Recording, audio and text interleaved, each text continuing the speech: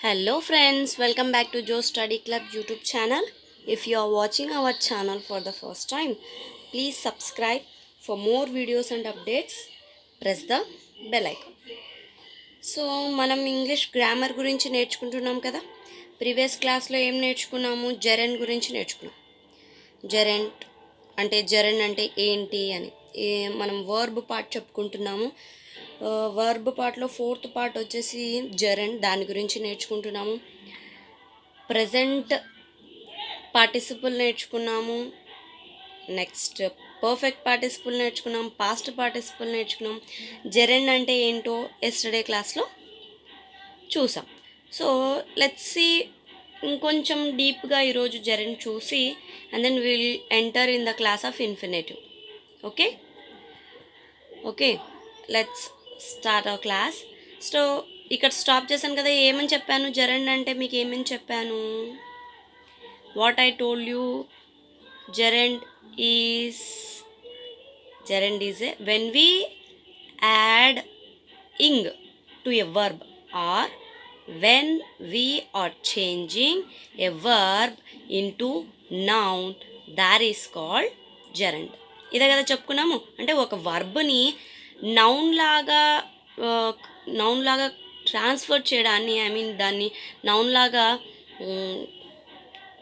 మార్పు చేయడాన్ని జెరెండ్ అంటామని నేర్చుకున్నాం ప్రీవియస్ క్లాస్లో, అదే కదా. ఓకే, సో ఇది చెప్పుకున్నాము, walking is good for health అని. Let's see one more example over here. ఇక్కడ మనం స్టార్టింగ్లో వచ్చింది కాబట్టి చెప్పాను. ఇప్పుడు ఇందులో మీరు you have to tell me what the sentence consist of. ఏమేం వర్డ్స్ ఉన్నాయో సెంటెన్స్లో అనేది మీరు చెప్పండి. ఓకే,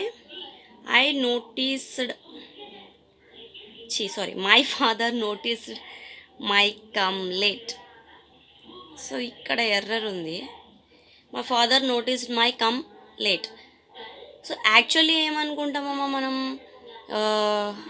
ఏం నేర్చుకున్నాము ప్రీవియస్ క్లాస్లోనే కాదు, in every class I'm saying before going to do anything, మనం ఏదైనా చేయడానికంటే ఎర్రర్ డిటెక్షన్ కానీ, సెంటెన్స్ ఫ్రేమింగ్ కానీ, జంబ్లింగ్ సెంటెన్సెస్ కానీ, మనం ఏది చేయాలన్నా ఫస్ట్ మనం ఆ సెంటెన్స్ మీనింగ్ అనేది తెలియాలి డెఫినెట్లీ.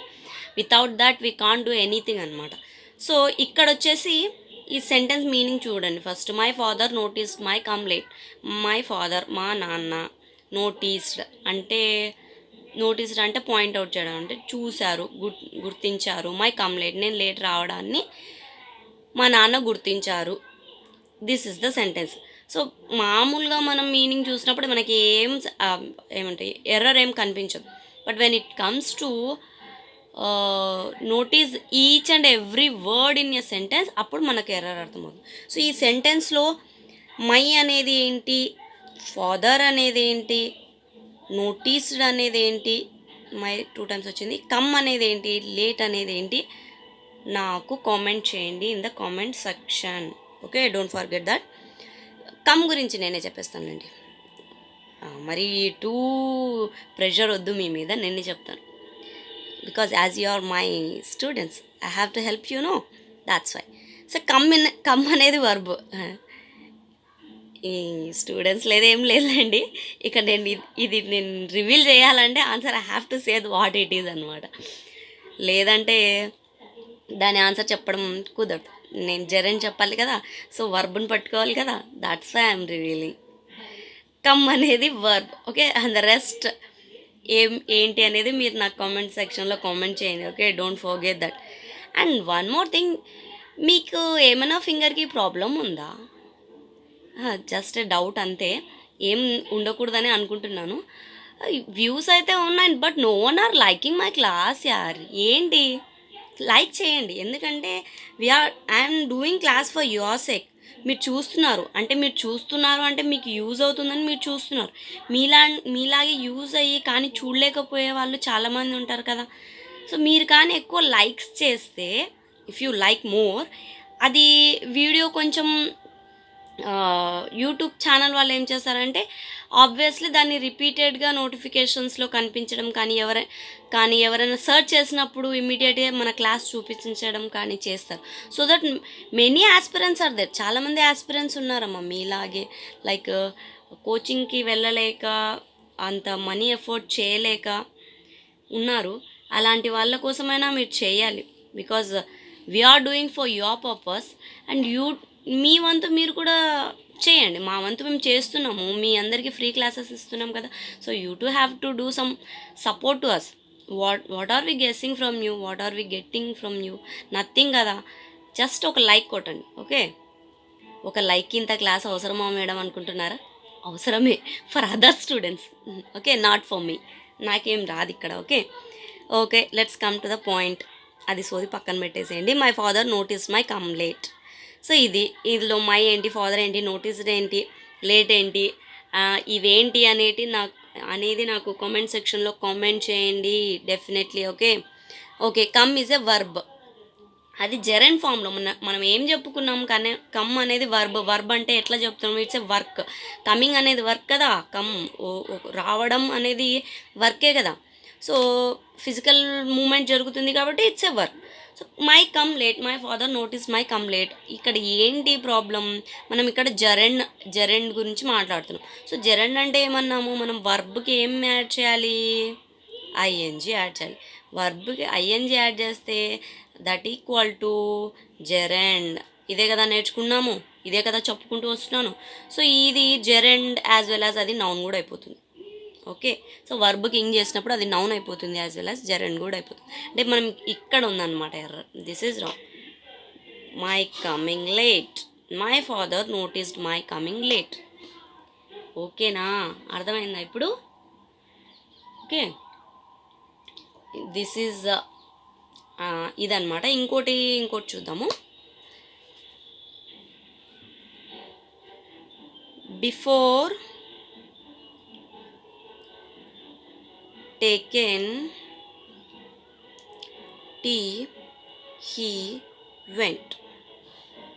సో ఇక్కడ before taken tea he went అంటే అతను టీ తాగకముందే వెళ్ళిపోయాడు. Okay, that is the meaning అనమాట. Before taken tea he went. Before అనేది ఏంటి? Preposition. What is this? Preposition. నేను నెక్స్ట్ క్లాస్లో చెప్తాను ప్రిపోజిషన్ అని. ప్రీవియస్ క్లాస్లో చెప్తానన్నాను. One of my student noticed that and insisted me that it's not previous madam, it's tomorrow's. Thank you. Before అనేది preposition. మనం further క్లాసెస్లో ప్రపోజిషన్ గురించి నేర్చుకుందాము. So before taken tea he went. Taken అనేది verb. ఇక్కడ ఇంకో point కూడా గుర్తుపెట్టుకోండి. ప్రిపోజిషన్ అంటే ఏంటి అంటే, preposition is a word which comes before a noun or pronoun. అంటే ప్రిపోజిషన్ ఎప్పుడు కూడా before a noun or pronoun వస్తుంది. ఓకే, ప్రొనౌన్కి కానీ నౌన్కి కానీ ముందు వస్తుంది ప్రిపోజిషన్. అంటే ఇక్కడ ఏంటి? ఇక్కడ ఏముంది? వర్బ్ ఉంది. కానీ మనం ఏం చెప్పాము? ప్రిపోజిషన్ అనేది ఎదర్ ఇక్కడ నౌన్ అయినా ఉండాలి ఆర్ ప్రొనౌన్ అయినా ఉండాలి. అలాంటి టైంలో వస్తుంది అని చెప్పుకున్నాం. ఓకే, చెప్పాం కదా. సో ఇక్కడేముంది? ఇక్కడ చూడండి, ఇక్కడ నేను చెప్పాను చూడండి ప్రీవియస్ క్లాస్లో. టు ప్లే, టు అనేది ప్రిపోజిషన్ అనుకున్నాం కదా. సో దేనికి ముందు? ప్లే అనేది ఏంటి? వర్బ్.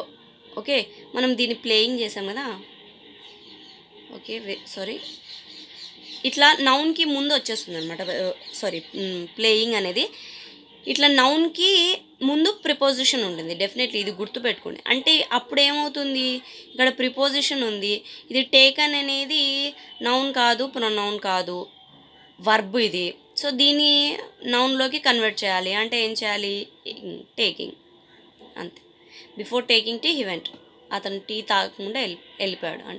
ఈ పాయింట్ కూడా గుర్తుపెట్టుకోండి. ప్రిపోజిషన్స్ అండర్ కేటగిరీకి వస్తుందన్నమాట. Preposition is a word which comes before a noun కంటే ముందు are pronoun to show it's relation. దాని రిలేషన్ గురించి చెప్తుంది అన్నమాట. ఓకే, దాని రిలేషన్ గురించి చెప్తుంది. ఓకే, ఇంకోటి చూద్దామా? చూడండి, on saying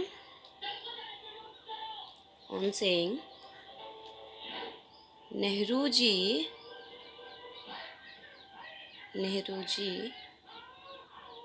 India could not become free. So Nehru గారు చెప్పినంత మాత్రాన ఇండియా ఫ్రీ అయిందా? కాదు కదా. చాలా వార్స్ జరిగాయి. క్విట్ ఇండియా మూమెంట్, స్వదేశీ మూమెంట్ చాలా జరిగాయి కదా. So after all those efforts we got freedom. So ఆ నెహ్రూజీ చెప్పినంత మాత్రాన నాకు రాలేదు కదా ఫ్రీడమ్ అనేది. సో దాని గురించి అనమాట, అది history, leave it. On saying Nehruji India could not become free. So on అనేది ప్రిపోజిషన్. చూడండి, ఇందాక నేను చెప్పాను కదా,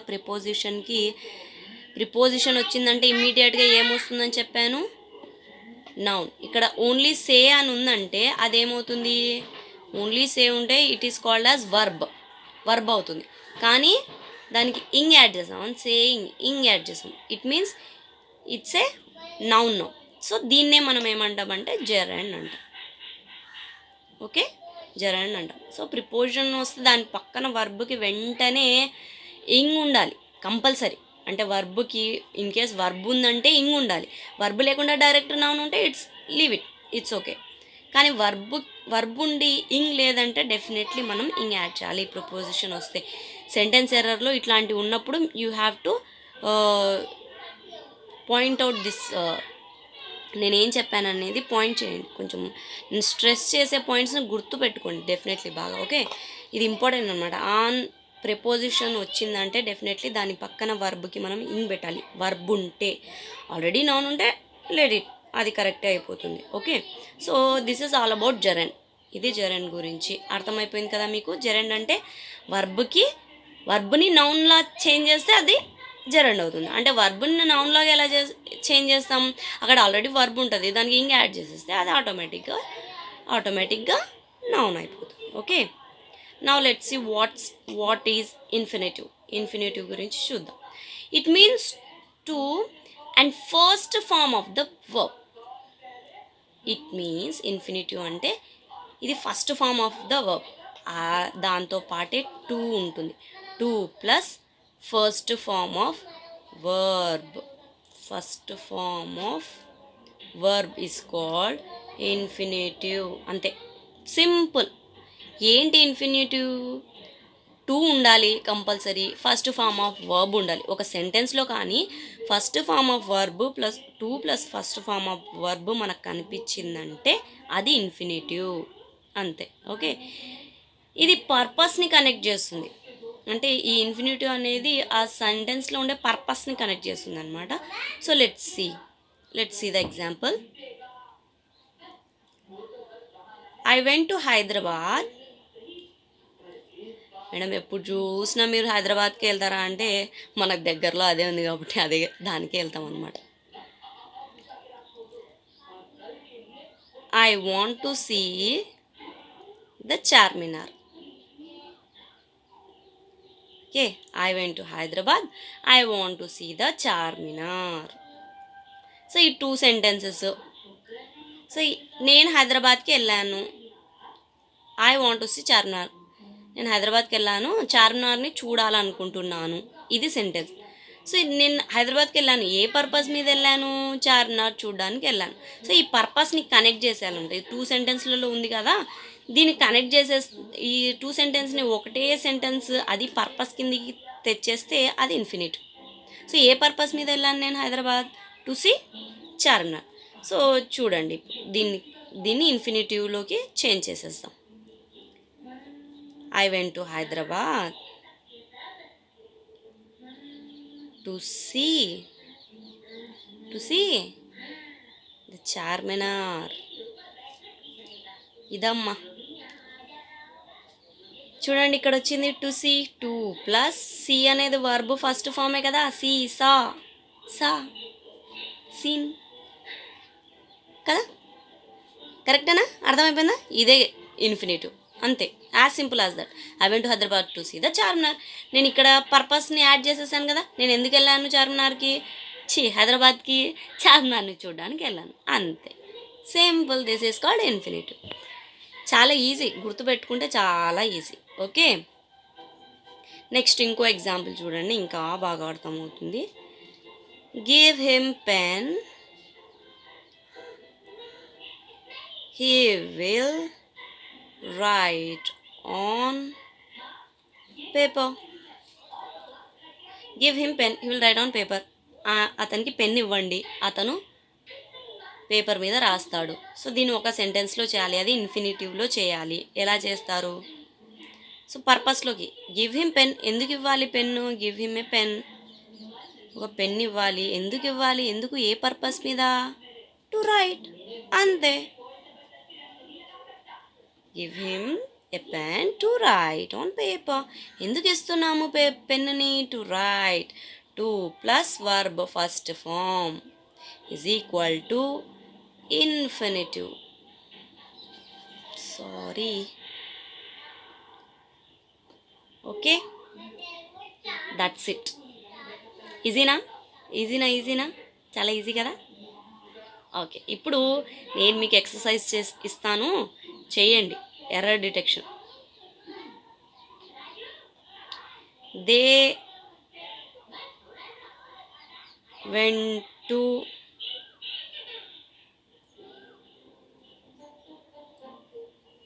playing cricket.